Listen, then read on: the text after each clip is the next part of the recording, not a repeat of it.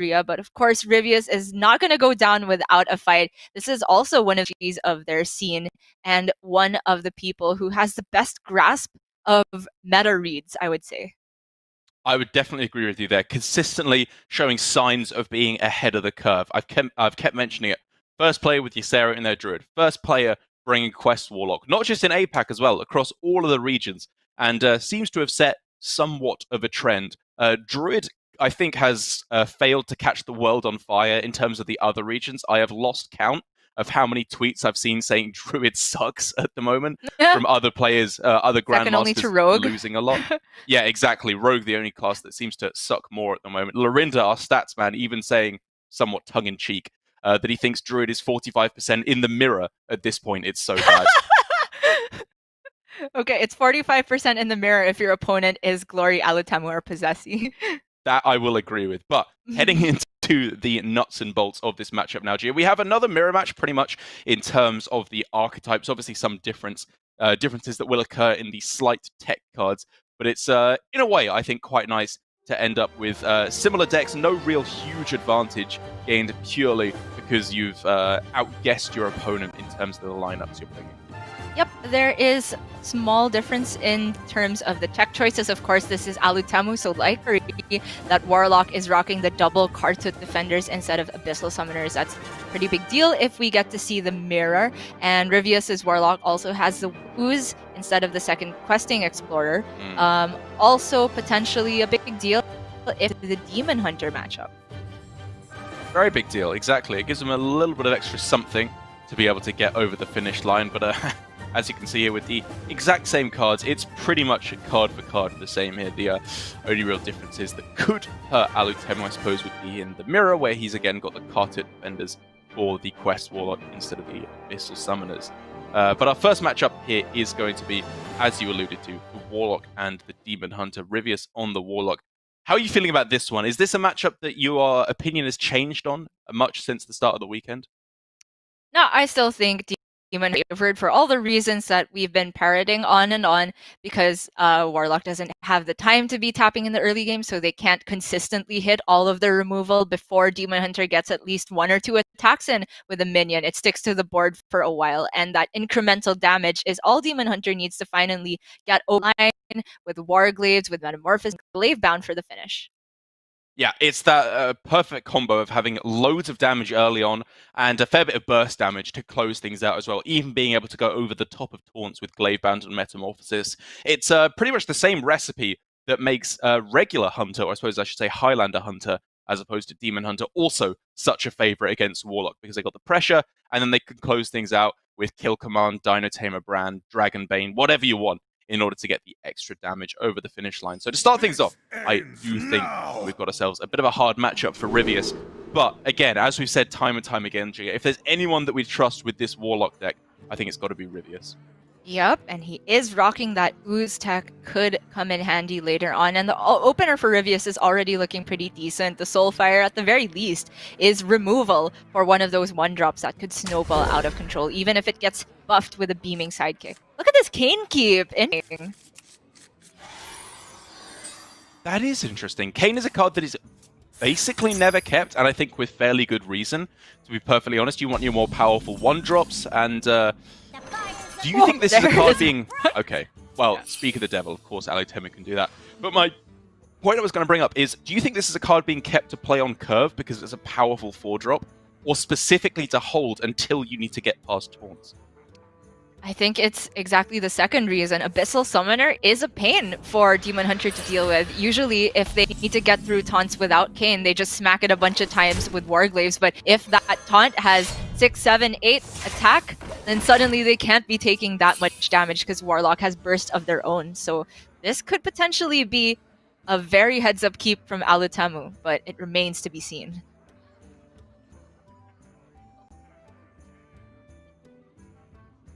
We could see a Dark Skies used to clear this up. It is a bit of extra damage committed, but he saves himself at least 4, and he heals it back up. It's just such an interesting way to approach the matchup, because although the idea is that in the control matchups, you save the Questing Explorer until turn 4, because the hand space works out perfectly, where you can go tap, tap, and then Questing Explorer tap on turn 4 for maximum card draw. But against Demon Hunter, I think it's fair to say that you want the 2-3 body down as quick as possible. Yeah, I agree. Pretty strange as well. I will agree that you definitely hold on to Dark Skies there, though, because the on-curve play Alutamu is the Satyr Overseer, in which case Rivius still wants to make sure he has for that board really cleanly, and holding on to the Dark Skies achieves just that. 1, 2, 3, 4, 5, 6, 7, 8. Yeah, it would work perfectly without even having to expend anything else. And perhaps that's the reason for not playing the Questing Explorer there, because if you tap, you get net 1 more card in hand. I think very probably, yeah. It's the fact that he has almost a guaranteed board clear anyway, and he can just save it for when he needs that extra piece of card draw later on. It's a different approach to the matchup, but I guess it does speak to one of the weaknesses we've been talking about, Gia, which is where Demon Hunter and Highlander Hunter, I feel like in the mid-game, around turns like 5 to 7, they are able to kind of outvalue the Quest Warlock a lot of the time because the Warlock isn't tapping. They're spending all their time removing all of the threats off of the Demon Hunter's board, whereas Rivius here is taking a little bit of a beating early on, but through doing that is actually pretty brilliantly counteracting that downside you can fall into. Yeah, I think Sottle was talking about how tap on average actually isn't 2 damage if you look at it throughout the whole course of the game, because you're likely to draw into healing effects. Get to your Nether Breaths, get your Brood Mothers, and that is a strange way of looking at it, but for Rivius, it's given him more options, and that's the big deal to help him prevent damage on the other side.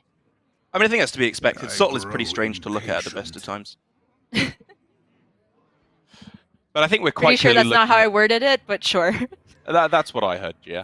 And I'm sticking with it. But obviously here, we are looking at Glavebound as being the most powerful play, with a second one able to come down on the following turn. The only question is how you meter out the damage. That is absolutely huge that Alutamu has been patient with both charges of his Umbroing. That is a dream curve as the aggressor, and Rivius is going to pull the trigger on the first Dark Skies now. Plot twist in for 6 cards.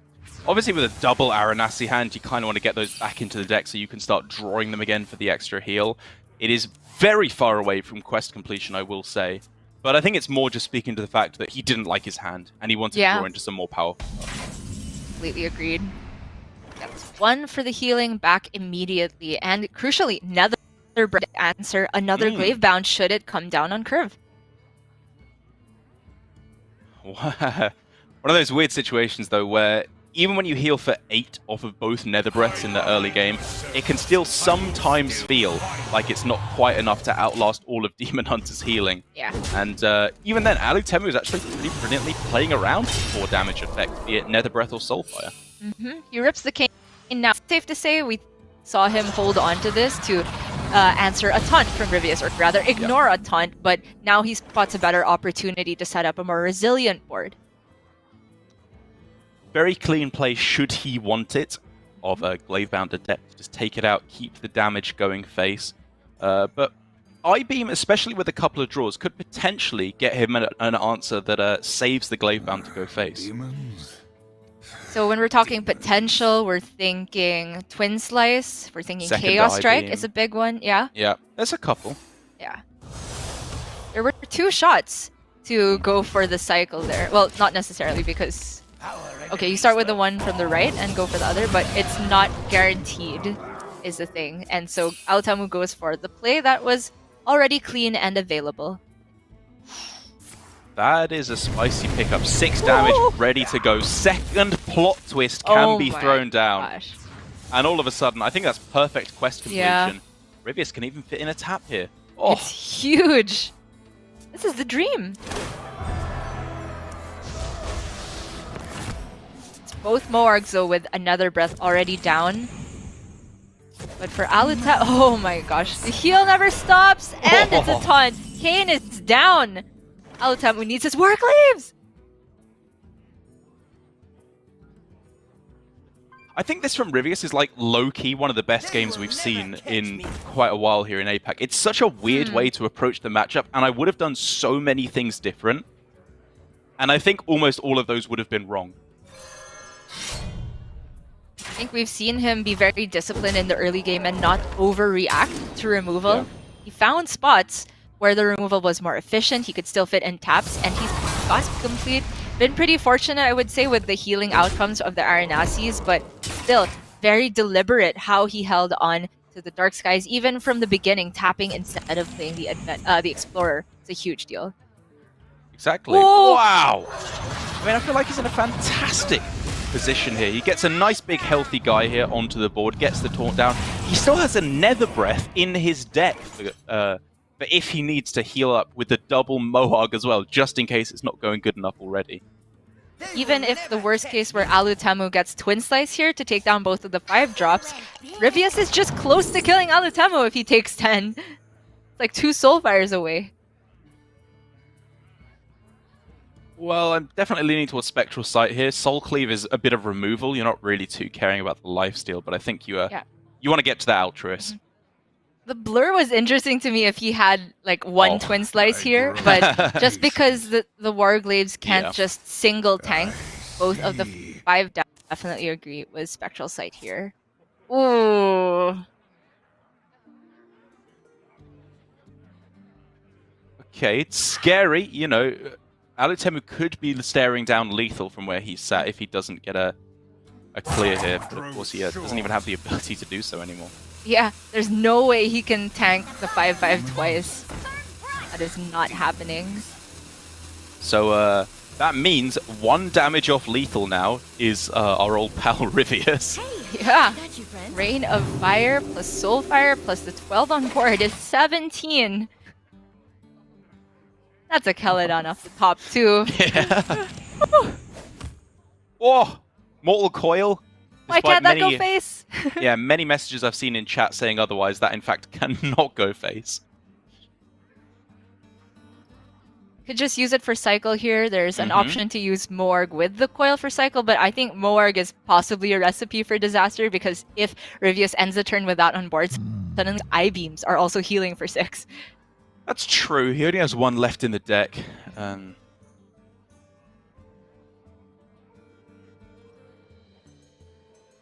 Okay, if he's going for this trade, it does strike me as though he will go for more Brain Coil. Okay. Yeah. Or completely on it now.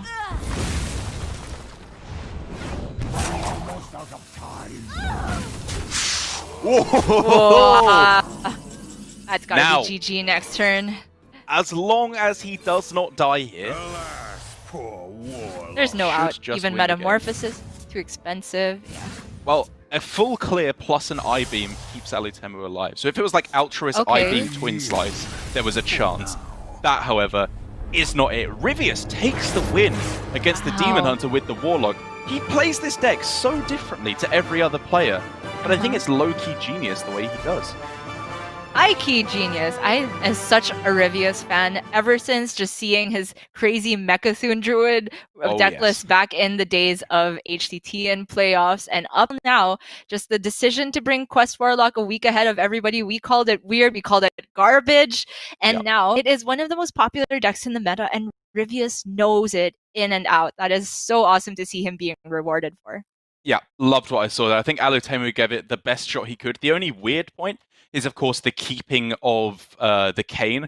I will say, however, that's not the kind of play you just make because you think, oh, maybe this is good. That screams to me a play that he has tested for and specifically thinks that it has worked out well for him in previous attempts versus the Warlock because of how powerful the big taunts can be. Obviously didn't work out for him here, unfortunately, although that, of course, probably wasn't the losing decision overall. It was just a very strong play from Rivius. But before we head into the rest of the series, with the Warlock having taken a win for Rivius now, this is once again the battle for second place to get a bye when we head into the playoffs next week, and we will find out who can be the champion of this match after this.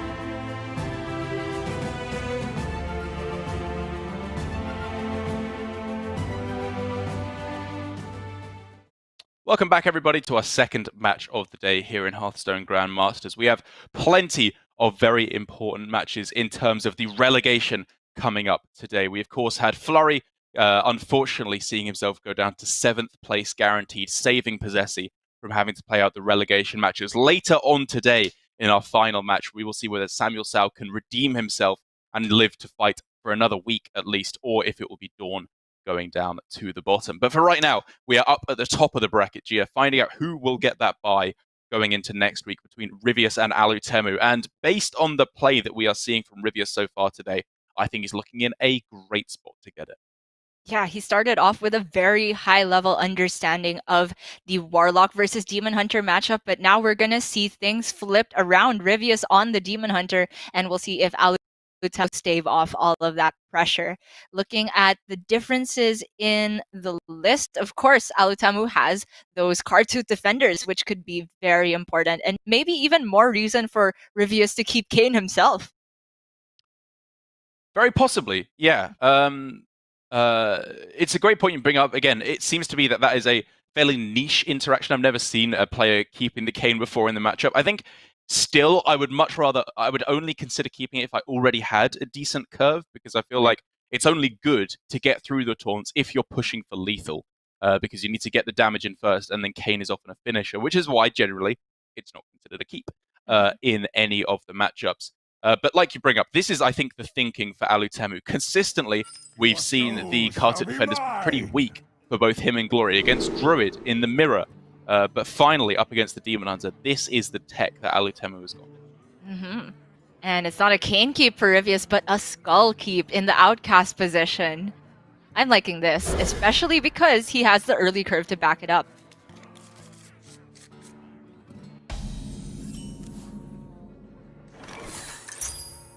Yes, indeed. Very, very juicy looking start. But for Alutemu, no slouch either. He's already got 2/3 of the combo to go Moag Artifice plus Nether Breath. Just needs a dragon, but 2 out of 3 ain't bad. Whoa. And there you go. Perfect. And he's also got that other combo that doesn't need a dragon, the Moarg Rain of Fire. That is a huge, huge swing against the early pressure from Demon Hunter. It is, however, a question if Rivius wants to protect anything with his beaming sight. Oh!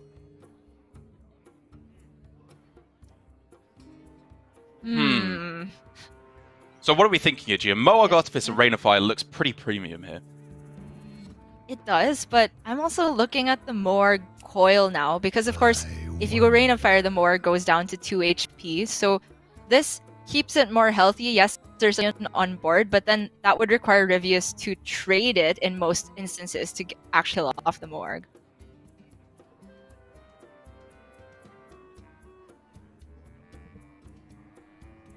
And of course, the other big consideration is there a world in which you can save the Moarg completely and go for Moarg Nether Breath to heal back up? I guess it's somewhat counterintuitive because you're healing more because you take more at the start, whereas you could just take less damage to start things off, which is why I think Alutemu comes to the decision of throwing it down. Major rewards for Alutemu here. Not only did Rivius not clear the Moarg Artificer... Oh! Absolutely Wait a second. disgusting. It's perfect. Absolutely perfect. And Demons pull an Aranatsi most likely. Well, guaranteed at least one. And then the full clear. And this kind of makes you wonder, Rivius, do you think he made a read that there was no Rain of Fire because otherwise it would have just come down, which is why he didn't trade the 2-2? I don't think so. I mean, he couldn't have killed the Morg anyway. No, but he could have protected the 3-4. I Sure. believe. Yeah. Seems like a niche scenario. I mean, if Fair you enough. have killed there's just a 2 cost spread for removal anyway, then it's like you wasted the 2 damage. It's very tough to make a decision, but I think that Mortal Coil on turn 3 was really great from Alutamu. Rivius, I think, was Skull? gearing up here for Battlefiend coin Warglaives to keep the pressure rolling, but instead he's now just trying to refill for a more powerful play on this turn or next turn with the Skull. I would normally say this is scary going into the Abyssal Summoner turn, but of course, Alutamu doesn't run it. It's just card to it, far less pressure. Love Alutemu's decision, by the way, here as well, to hold off on the plot twist. It's, again, that dynamic I talked about, where in the aggro matchups, generally, you don't want to care about completing your quest so much as you want to have a good hand. That was, I think, the really nice play of Rivius's plot twist in the previous game, is it didn't draw him many cards, didn't get him that close towards quest completion, but it turned a bad hand into a good. Demons. This is so interesting from Rivius now. He has the cane. He has an ability to go through the card to it, but it is not anywhere close to lethal just yet. But I wonder if he ever preloads this Warglaives and then puts some minions on board, says to Alutamu, oh, I don't have an answer, I don't want to go through the card to it yet, and then just blindsides him with the cane. But it kind of telegraph it if you equip Warglaives and don't swing. I think this is a much more sensible play. Kayn will almost always find a way to be good, because, again, you don't have to use it to get through taunts later on. At this point, it's just 1 mana, deal 3 damage if you need to go for lethal. It is worth noting, though, that if he had just left the Cartoots up, Alutamu would be 6 health less than what he currently has. Yeah, but then how do you make it so that the Cartoots can't trade in and get the healing? It's not like they're silenced, right? They just don't have one. It would involve just playing Battlefield and not buffing them up. It is very strange. I am falling down the rabbit hole. Is it cold? Oh, okay. Snap play though, very nice of course. Whenever you freeze a high health opposing minion, you make it that little bit harder for Dark Skies to get the job done. Could even see Rivius commit a Glaive Bound on top of all of this and say Twisting Nether or the more Dark Skies. It's kind of getting to the point where he needs to say, if you have X card, I'm not winning anyway, I feel like. We see Rivius instead squeeze in 1 extra damage over 2 turns by going hero power here. Doesn't put the body on board, but it respects AoE from Alutamu. What that is though, however, Gia, is an active Zephyrus What? with 13 cards left in the deck. How? How? Illegal. Yeah, that means Alexstrasza, or I should say Dragon Queen Alexstrasza, is available to come down next turn as well, to just completely turn the tides of battle. Yet, Zephyrus is not particularly effective here. I mean, even if you just go Carter, Zephyrus, Backstab, it's a big push onto the board. If they have Kayn, you're not dying. You can heal up massively next turn with Moarg, Nether Breath, need be. And just the Cartoon trading as well. Yeah, I mean, it's very possible you just save the Zephyrus here. It's not particularly mind-blowing, so it could just be Kartut here instead. Oh, I feel like if there's Kartut, some type of removal has to come down first because you are very scared of the Kayn. We know Alutamu likes to keep it in the matchup. So there is going to be some removal alongside that. I guess this does make sense, given how flexible Zephyrus can be. If it's comparable to another play, you generally save it. Poor warlock. Whoa! Oh, they found? Both Wow. Glaive Bounds, Gia. Rivius is going through these cartoons the old-fashioned way. the Kayn is not particularly useful for its card text now, but rather just the fact that it is 3 burst to face guaranteed at any point. Yeah, I will say that's almost certainly Ooh. not the order he should have gone for, but at the end of the day, when you're offered in a demon, that's not going to change your turn anyway, and that is potentially a absolutely huge spell to generate there. Rivius has given Alutamu all the healing he could possibly need, but he's just saying turn after turn, I have more threats. Do you have the answer? And this Zephyrus can now give Flame Strike for full clear. Possibilities. Yeah, I was wondering if he could get away with Dragon Queen Alexstrasza here, because 16 health left to deal, he's very unlikely to die, but yeah. Getting a little bit too greedy there. And Rivius is like, you have 12 cards in your deck. How did you do that? Yeah. Okay. Oh. Are we morphing into OTK Demon Hunter now? What do you mean by that? Like, you mean I don't know. save it, or...? I just said it and I didn't know what it I mean, it's a good point you bring up, because Altruis here is not especially overwhelming, to be honest. And Rivius is in that awkward spot where he needs to attack first to Yeah. get the Gravebound active, but if you attack first, you don't Yeah. get the Twin Slice used. It's the same. You get that amount of damage. I mean, you may as well just save it here. Mm-hmm. Lot of damage on the board now. Alutemu needs that one extra push to get over the finish line, but we've seen both Nether Breaths be used now, and Aranasi, both of them, in fact, in hand. So healing is looking pretty scarce, to say the least. Yeah, he has the Spot Twist, and he could also just start the turn with more Mortal Coil to get rid of Altruis. And if things go south with the draw, he still has Soulfire also. Or he could just go Dragon Queen Alexstrasza Soulfire and try to threaten counter-lethal. Sure. Leaves him very unlikely to die.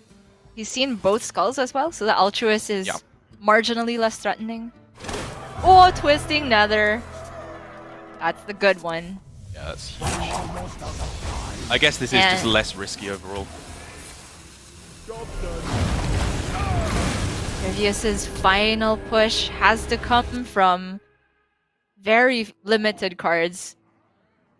We've seen both Glavebound, we've seen both Skull, we've seen Yeah. Altruis and Kayn. All have demons.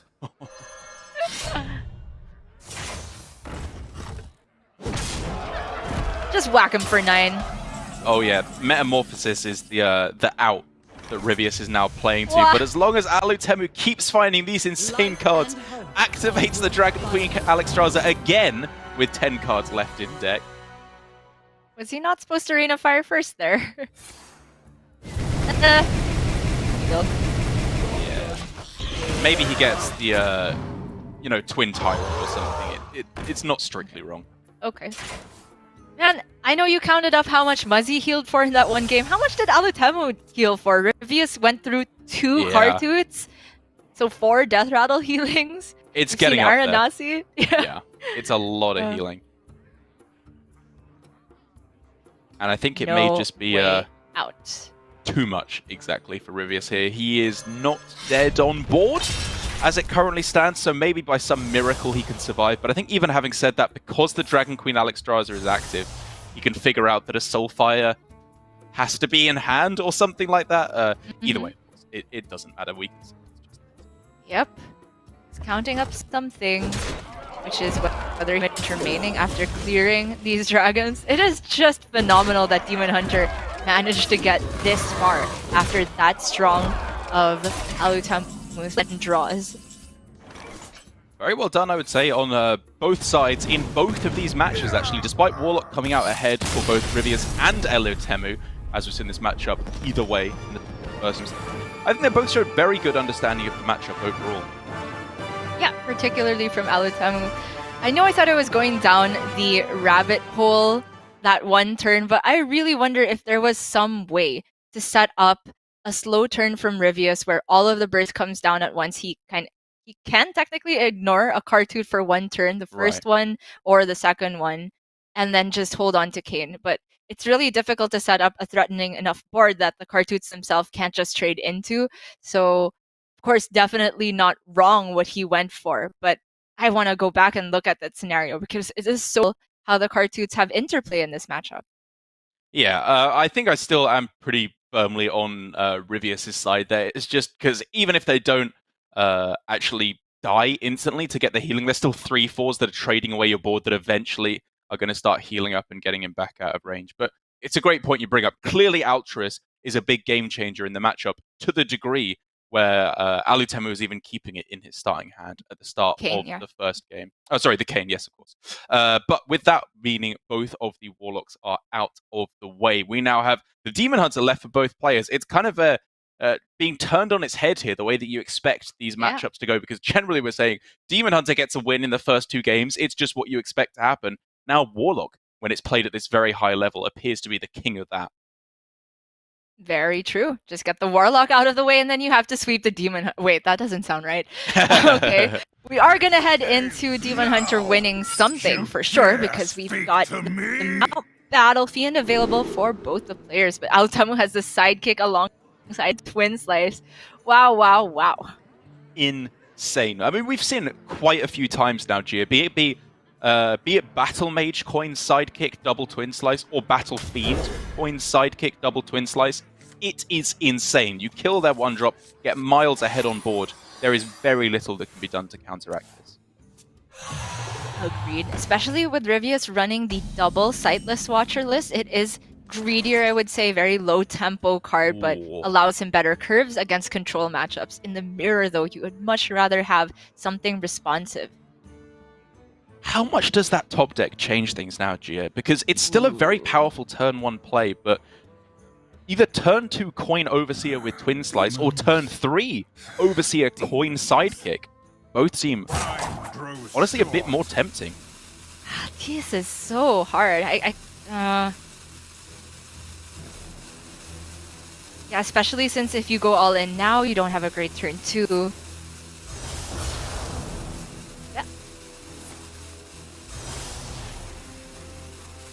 So this play from Alutemu is saving coin for flexibility later on. Still develop something on board, but not really sure because if you save the coin, it means you want to go earlier Overseer, but if you don't have Twin Slice, then what's the Overseer even doing? Well, it still does mean in the face of a, well, this card here, for example, we could still see Beaming Sidekick I-Beam, which is a powerful play, and then Overseer coin Hero Power. Hero Power. Got that. So it saves the coin for a curve into turn 4 blowout, which is not something the opponent usually expects. Right. And a big deal if they're looking to freeze you going into a different mana breakpoint. There were so many permutations there that Alutemu could have gone for. It would take an entire video, dare I say, to consider all the early game decisions that Alutemu could potentially have gone for. Because, I mean, I was looking at just maybe even I-Beam Pass to set up for stronger plays on turns 2 or 3. Okay, I've done my Demon Hunter episode, Derek. Don't do this to me. Just saying. But yeah, I am definitely screenshotting that and sending it to Orange because he will handle the work for me. Just ask the whole pro community, what's the play here? But yeah, we are going to see the turn 4 payoff. Rivius has had such a slow curve. He's played a 2-mana 3/2 and a 3-mana 2/3. Alutamu has firm control of the board. Yeah. Whatever you want to say about what Alutemu expected, what he was playing around, what he was weak against, it has worked out fantastically well for him now. Soul Cleave, wow, hits the Overseer, very big deal. The Battle Fiend is still alive. Not bad at all. Second only to an Immolation Aura in that scenario. Oh man, imagine the Immolation Aura, that would be insane. But it's still a very good turn now for Alutemu. That Crimson Sigil Runner, just the cherry on the cake, because, again, we've talked about it so much. Shutting down this Warglaves is so huge here. It's unbelievable. Demons? Demons. Yeah, I can definitely see that if you shut down Warglaves, you shut down opportunity for Twin Slice and Glavebound Adept. It is just free damage going into the next turn. Rivius's best response is either something slow like Card Draw or Volpera Scoundrel. Hey, I got you. Yeah, Mana Burn, just because you can play it right now, and he needs anything to stem the flow of his bleeding right now, because Alutemu can just start going face and close out the game right now.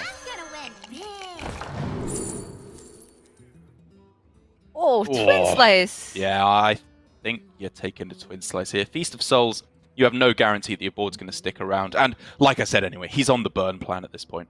Mana Burn wishes it was Frozen Shadow Weaver.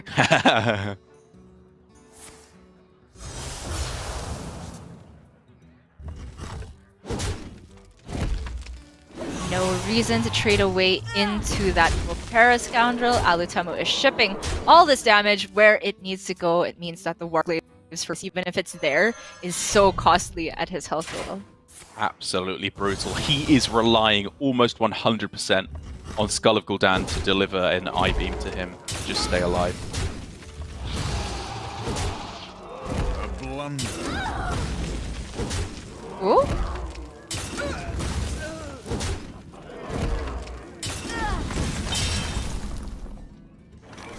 Did he miscount the charges? I have to admit, I'm not sure what the strict blunder there was. Me neither. If you go face, you can't then attack a minion with the hero power, with the damage left over, because it's only when you attack a minion that you can attack again with the Warglaves. Yeah. Interesting. Maybe he was just hoping to get that last charge face, but as far as I'm concerned, he is far enough behind. It really does not matter, especially because Alutamu has the Glavebound. Even if your bound gets glaive bounded and then your opponent, gets that board swing, it doesn't matter. I mean, it's gonna have to get I-beam altruist here or something like that for Rivius to have a chance of staying alive. And it is not there, so Rivius is gonna find the lethal on himself, and we are going to game 4. Alutamu only needs to win now with the Druid. He does indeed. Such an interesting start there to that game. Obviously, Rivius's hand was a lot more straightforward. It was just the 1-drop, 2-drop kind of curve out. It was only really the choice of spells off of Volpera, for which I think he made the correct decision quite clearly both times. But for Alutemu, that turn 1 alone, like 4 or 5 different possible ways he could have played that one out. Yeah, I'm still trying to wrap my head around it. I'm not going to make a video on it, but I will definitely have some discussions with pro players far more skilled than I. And that really just goes to show how intricate the Demon Hunter mirror is, and even beyond the mirror, just how the deck functions on its own. It has very little generation spells, 0 before some madman decided to put Volpera Scoundrel in it and ruin the integrity of 0 created by an Illidan's deck. But because it is so predictable, it's also consistent. You drew that parallel previously and true every single time. Yeah, and now speaking of a deck that is a little bit less consistent, I think it's fair to say, in the Druid for Alutemu as the last remaining deck he needs to take a win with. I will say, if anyone has shown consistency with the draw, it's Alutemu, who even before he mulligans away his cards here, already has Fungal into Glowfly. Oh yes. Expect nothing different from the land of the rising sun.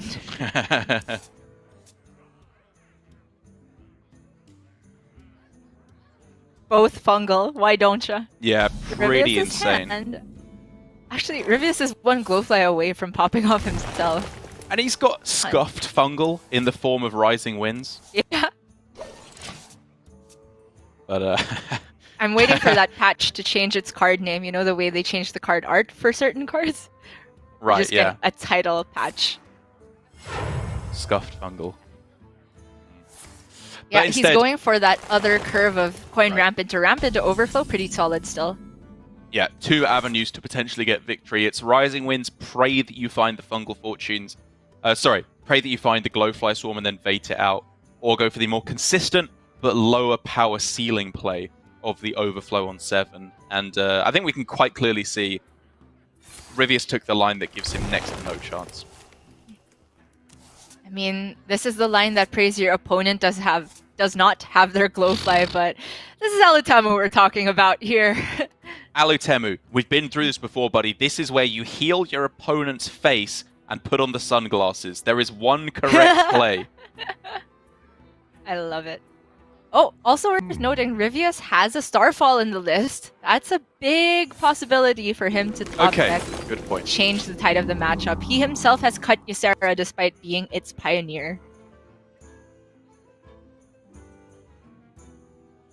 And now, so now we're hit with this crossroads where does he overgrowth to make sure he gets overglow on time, or is it draw, try to hit the Starfall for the upcoming Vate Glowfly?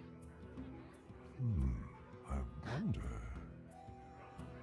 It's so likely that Alutemu gets it, not only because he's drawn so many cards, but he still has a card he kept in the mulligan that he hasn't played. What could that possibly be? Maybe Overgrowth is like the bet you have to go for, and that's clearly what Rivius is banking on here, but it's not going to work out for him. The other bet is maybe either Fate. That's Yeah. okay Fair enough, assumption to me, but you saw double fungal. It's just so hard to find discrete outs, but he still has a draw here to find the Starfall. Is that the play, though, or is it best to go for the Overflow and then hope to hit Bog Beam and you can take out 2 of them with Fate Crystal Power as well? Not sure. Alutamu's gearing up. I don't know if it's Shades today, but it's gonna be something special. I don't know if it's Shades, but it definitely Shade as he takes a... I think it's looking like a very clean win here with... How much damage are we looking at now? 27, as far as I can count. Okay. So not quite yet? Just one turn. We have to wait a little bit longer, but all but locked up. If he just goes wider on board and buffs, or even Soul of the Forest. Yeah. Yeah. What to do? Either way. Okay, Yeah. he has to be scared potentially of Mount Seller Ironbark on 2 big minions. But beyond that, there's very little outs. Yeah. Buff plays out Starfall.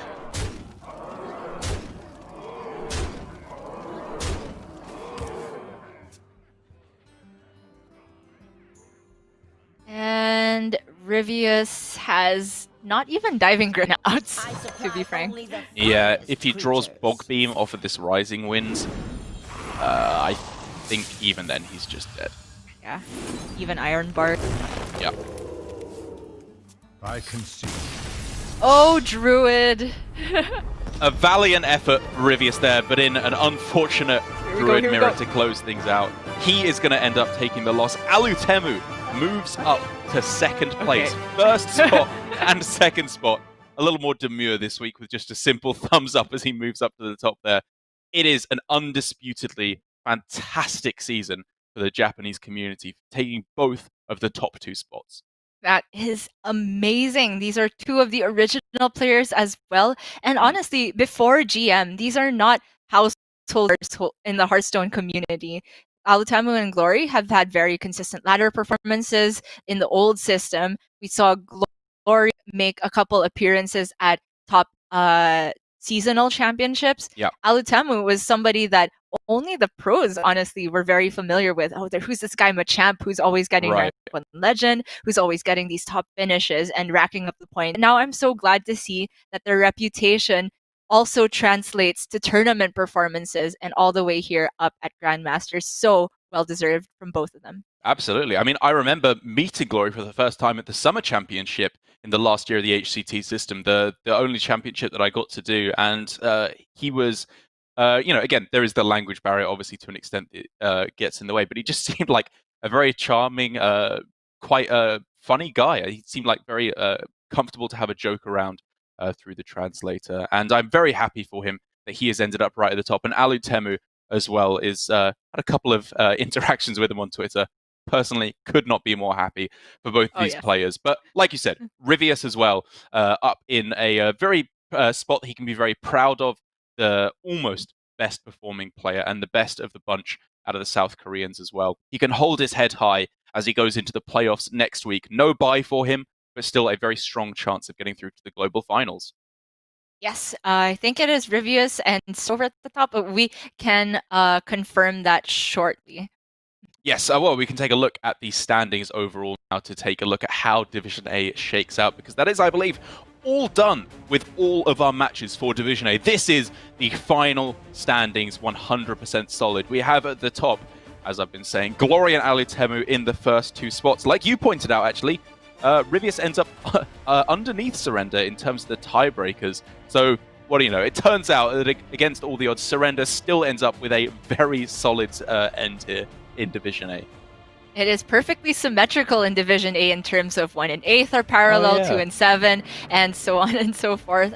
4 and 3, very respectable scores for both Surrender and Rivius, because the field in Division A is just so tough. I've seen all the Japanese players performing at their best, seem near unbeatable, and even Kin, the worst performing quote-unquote player, is an excellent Hearthstone player, and we will see him play in the relegation bracket next week alongside Flurry, where they have 3 chances to avoid that 3rd slot for relegation. But it looks like we are going to head up into the scarier part of our broadcast. Yeah, every player in Division A, we will see next week playing neither the playoffs or the elimination.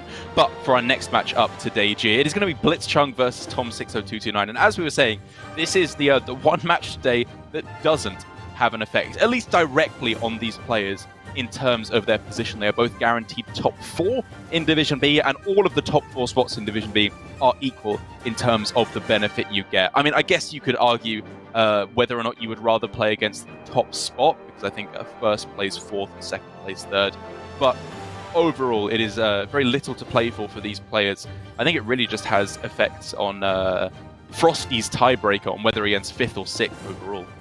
Mm-hmm. That is still a pretty big deal, but honestly, despite not having direct impact on either player's relegation, I think it's a great opportunity for Blitzchung to show that he is one of the best in Division B. For the earlier weeks, we saw him consistently at the top, going undefeated for his first 4 matches, I believe, and now has fallen a little bit due to Tyler, Shaxi, and Tom creeping up there. But he could very well solidify